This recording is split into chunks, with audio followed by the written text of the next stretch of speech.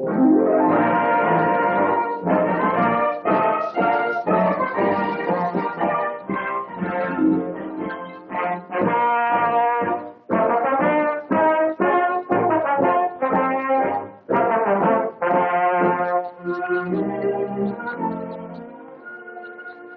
many of you fellas saw this in today's paper? Me? Yeah, I saw that. So did I. I did.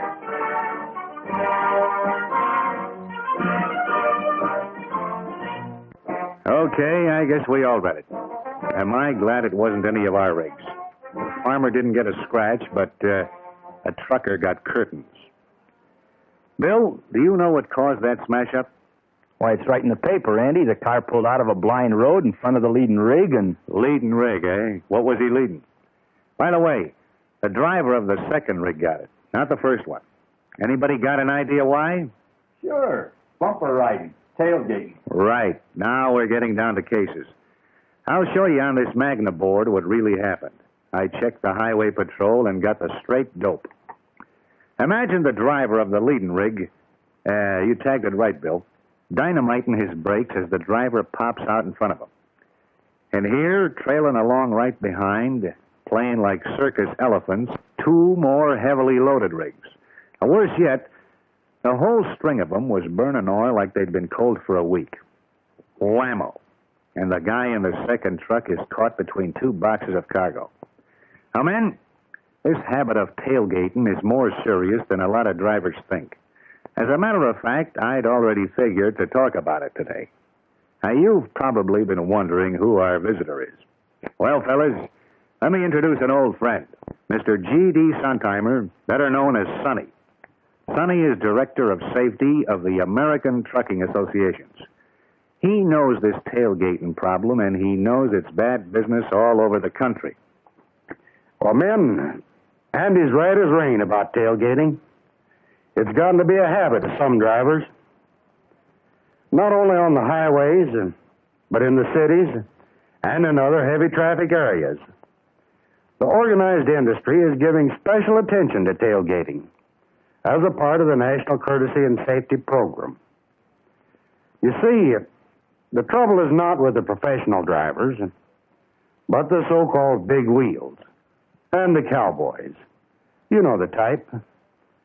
Their habit of riding the other fellow's bumper is causing double trouble everywhere. First, its direct results are that it endangers the driver's livelihood, his way of making a living, and his life. Second, its indirect results are very real. John Q. Public is getting hot under the collar. And we might as well face it, men. Tailgating is hurting the reputation of professional drivers. Well, the answer is common courtesy. Safety is the product of courtesy, and they go hand in hand.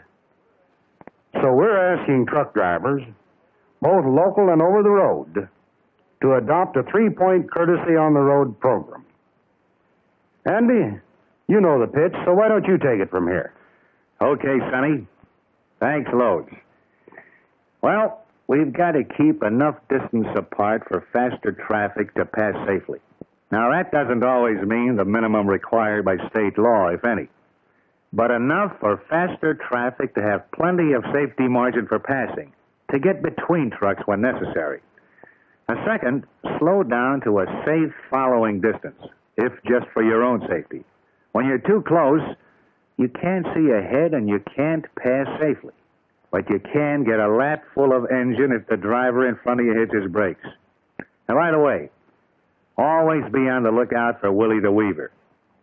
He's the tailgater who pops in and out of his lane waiting for a chance to pass. And third, a courteous driver lets faster traffic pass on long grades. Now, this makes sense, fellas. It means holding slow speed after crossing the top of a grade, and holding it long enough to let faster traffic pass.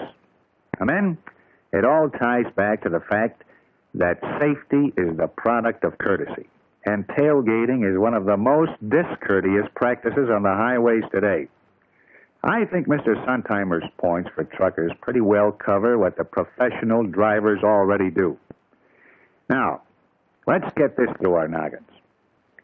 It isn't just the other guy you're being courteous to. You're watching out for yourself, too. And you know, there's no reasonable reason why drivers tailgate. Oh, I've heard plenty of excuses, such as learning new routes, planning to meet at coffee stops, help in case of trouble, following taillights in fog or rain, but none of these are necessary. The worst part of tailgating is that drivers get so used to it, they don't realize what a tight spot they're riding in. Sometimes you can't help it, Andy. You mean in heavy city traffic? Yeah, or when the traffic officer tells you to move up. Well, when a policeman waves you on, that doesn't mean you got to climb a bumper. You got to be extra careful, that's all. There's no more excuse for tailgating in the city than in the country. Now, either place, you're risking your neck and the other fellas, too. And in either case, you don't have full control of your rig. You can't see, you can't stop in time, you're in the middle. No professional driver takes such chances. Now, men, let me repeat. There's no reasonable reason for tailgating. When you're on a new route, follow the route signs, not the driver ahead. Agree in advance on coffee stops or meeting places. No reason to tail each other when you know where you're going to stop. Allow a safe distance between your rig and the vehicle ahead at all times. The Interstate Commerce Commission says trucks have to keep a safe distance apart, but some authorities figure it in truck lengths, according to speed.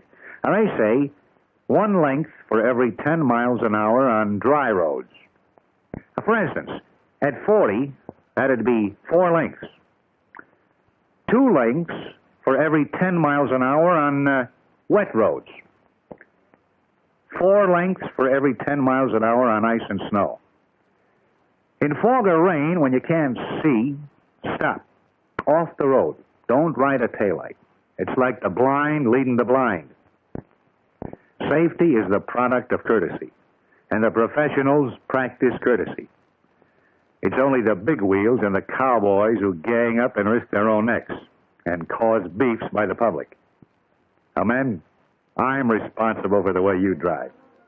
You're supposed to be professionals, and I want you to drive like professionals. If you ever find yourself closing in, just say to yourself, brother, this is too close for comfort.